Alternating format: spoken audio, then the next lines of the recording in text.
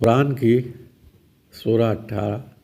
آیت 25 کی آیت کو اگر گہرائی سے سمجھا جائے تو یہ فیکٹ نکل کر سامنے آتا ہے کہ اس دنیا کے لوگوں کا مائنڈ سیٹ سائنٹیفک بنانا چاہتا ہے۔ تبھی تو اللہ نے صحابہ کرام کے زمانے میں چونکہ سائنس نہیں تھی، یعنی ڈیٹنگ کا پیریڈ 20 سینچری مانا تھا، اس لیے صحابہ سورہ یونس کی 92ویں آیت جس میں کہا گیا ہے کہ آج فرعون کے جسم کو بچائیں گے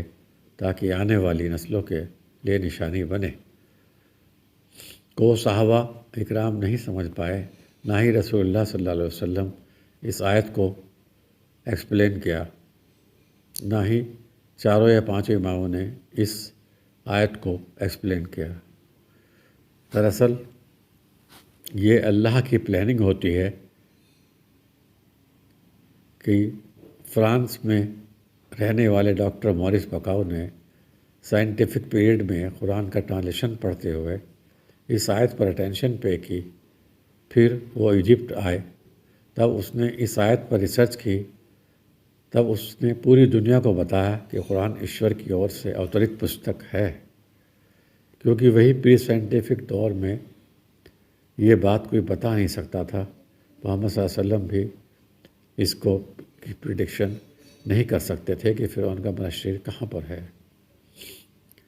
ایسے ہی سورہ مائدہ کی 25ویں آیت میں کہا گیا ہے کہ اصحاب کہف غار میں 300 سال یا 309 سال رہے، خدا نے کہا کہ یہ میں ہی جانتا ہوں، اور پھر یہی سائنٹیفک دور میں صحیح ثابت ہوا۔ وہ اصحاب کہف گفا میں 196 سال رہے، اگر قرآن نازل ہونے کے زمانے میں جو مانیتا لوگوں میں تھی 300 یا 309 سال کی، اس کو اللہ صحیح بتا دیتا تو اس وقت تو قرآن کے ماننے والے خوش ہو جاتے، لیکن بعد میں سائنٹیفک پیریڈ آنے پر قرآن غلط ثابت ہو جاتا ہے۔ اس کو سمجھنے کے لیے حامیم سجدہ کی آیت 53 کو سمجھنا بہت ضروری ہے۔ اس آیت کا مفہوم اس امت میں بہت کم عالم سمجھ پائے ہیں،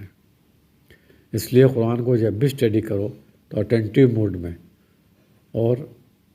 اللہ یعنی پرمیشور کو گرو بنا کر کرو گے تو قرآن کا صحیح مطلب سمجھ میں آئے گا۔